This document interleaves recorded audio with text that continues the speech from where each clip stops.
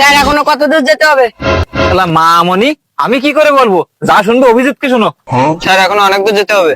আমি আর হাঁটতে পারবো না, এবার একটু আরাম করতে হবে। ছাপা মারানি, এই রোদে এখন কি আরাম করে? তাহলে চলুন কোথাও গিয়ে বসি। হ্যাঁ তাই চলো। স্যার ওই দেখুন গাছের ছায়া, ওইখানে গিয়ে বসি।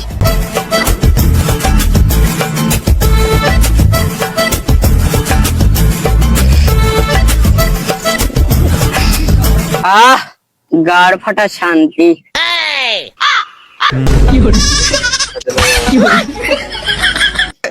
শান্তি না অশান্তি।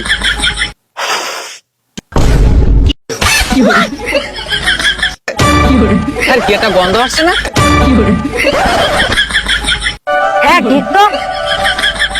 কই কই, কি গন্ধ, কি গন্ধ? কিছু না তো। কেমন একটা গুগু গন্ধ আসছে। কই কই, কোথায় গু হবে এখানে?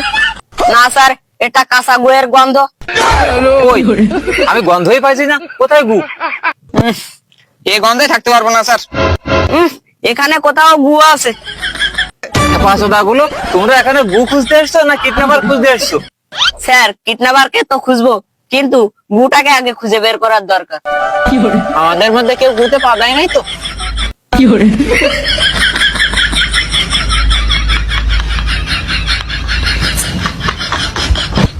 তখন থেকে বলছি কোনো গুটু নেই, তোমরা সেখান থেকে গাড় ভকমা করছো। কারোর পায়ে তো গু নাই, কিন্তু কেউ গুতে হাত দিয়ে দেয় নাই তো। কই আমার হাতে তো নাই।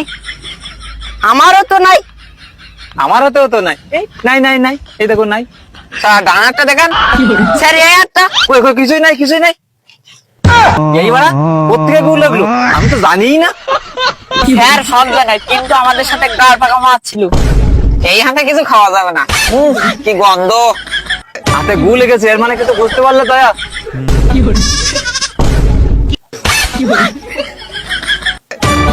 যা বুঝার পরে বলবো, আপনি আগে হাতটা শুনান।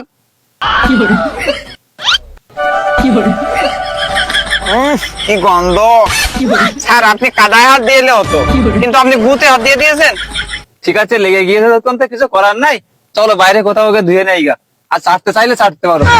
আমরা মানুষ বটে, কুকুর নই।